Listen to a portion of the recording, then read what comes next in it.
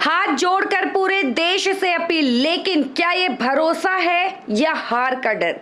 हार के संकेत दिखते ही हाथ जोड़कर अपील करने वाली ममता बनर्जी अब भी ये मानने को तैयार नहीं है कि जमीन उनके पैरों के नीचे से खिसक चुकी है और पश्चिम बंगाल की राजनीति में जो तूफान उठा है वो सिर्फ हवा का झोंका नहीं बल्कि सत्ता परिवर्तन का संकेत है। ये चुनाव अब से चुनाव नहीं रहा बल्कि ये जनता के गुस्से और सत्ता के अहंकार के बीच सीधा टकराव बन चुका है और इस टकराव में भारतीय जनता पार्टी ने जिस तरह आक्रामक रणनीति अपनाई है उसने पूरे राजनीतिक समीकरण को उलट कर रख दिया है। पश्चिम बंगाल के रुझान अब साफ संकेत दे रहे हैं कि भारतीय जनता पार्टी सिर्फ बढ़त नहीं बना रही बल्कि इतिहास लिखने की स्थिति में पहुंच रही है और ये इतिहास किसी संयोग का नतीजा नहीं बल्कि लगातार कई वर्षों से बनाई गई रणनीति का परिणाम है। तृणमूल कांग्रेस जो पिछले 15 साल से बंगाल की सत्ता पर काबिज रही, उसने शायद ये मान लिया था कि उसका किला कभी नहीं टूटेगा, लेकिन जनता ने इस बार ऐसा झटका दिया है जिसने ममता बनर्जी की पूरी राजनीति को सवालों के घेरे में ला खड़ा किया है। चुनाव परिणाम आने से पहले ही ममता बनर्जी का रुख बहुत आक्रामक और रक्षात्मक दोनों नजर आया। एक तरफ वो जीत का दावा करती रही और दूसरी तरफ लगातार चुनाव आयोग पर सवाल उठाती रही। कभी ईवीएम पर आरोप, कभी अधिकारियों के ट्रांसफर पोस्टिंग पर सवाल और कभी सुप्रीम कोर्ट तक पर भी निशाना। लेकिन असली सवाल ये है कि जब जनता वोट दे चुकी है तो हर बार हार का ठीकरा सिस्टम पर ही क्यों फोड़ा जाता है? क्या ये लोकतंत्र की हार नहीं बल्कि नेतृत्व की कमजोरी को छिपाने की कोशिश नहीं है? सीनियर जर्नलिस्ट अनुराग अवनेशी का साफ कहना है कि अगर इस बार ममता जीतती है तो वो किसी चमत्कार से कम नहीं होगा, लेकिन बीजेपी की जीत किसी चमत्कार के मोहताज नहीं है। इसके पीछे ठोस रणनीति है और उस रणनीति का सबसे बड़ा हिस्सा है वोट बैंक की नई परिभाषा।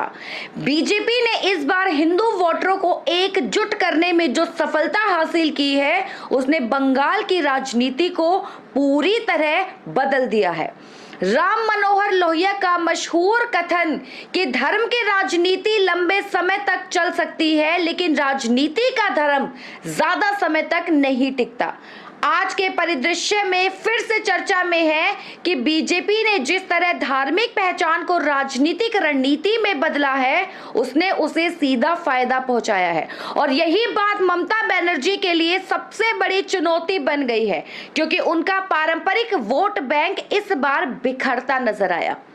ममता बनर्जी लगातार ये आरोप लगाती रही है कि बीजेपी ने हिंदू और मुस्लिमों के बीच खाई पैदा की, लेकिन सवाल ये उठता है कि क्या ये खाई अचानक पैदा हुई या फिर वर्षों से चली आ रही नीतियों का परिणाम है?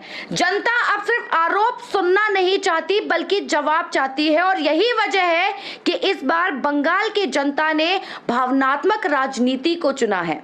चुनाव आयोग पर लगाए गए आरोप भी कम गंभीर नहीं है। ममता बनर्जी ने खुले मंच से कहा कि चुनाव आयोग निष्पक्ष नहीं है और केंद्र सरकार के दबाव में काम कर रहा है, लेकिन अगर हर बार हार का कारण संस्थाओं को बताया जाएगा तो फिर लोकतंत्र की विश्वसनीयता पर ही सवाल खड़े हो जाएंगे और यही बात बीजेपी बार बार दोहरा रही है कि जब जीत मिलती है तो सिस्टम ठीक होता है, जब हार होती है तो वही सिस्टम दोषी हो जाता है।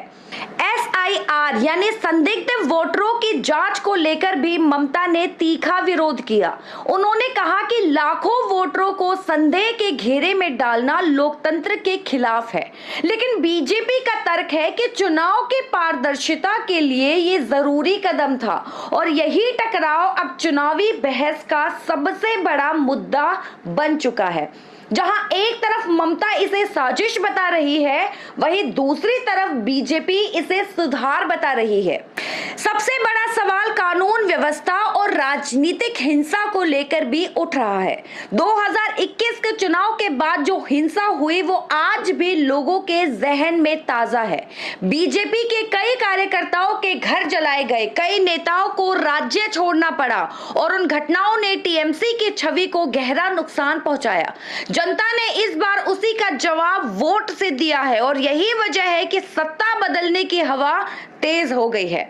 अब जब अंतिम परिणाम सामने आने वाले हैं तो ये साफ है कि बंगाल की राजनीति एक नए मोड़ पर खड़ी है।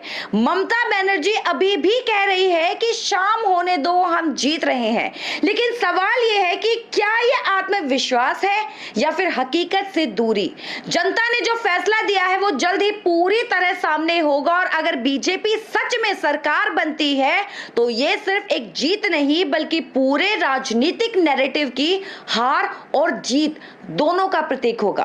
दोस्तों, अगर आप भी ममता बनर्जी की हार से खुश हैं तो इस वीडियो को शेयर कर और अपना समर्थन कमेंट बॉक्स में जरूर दें।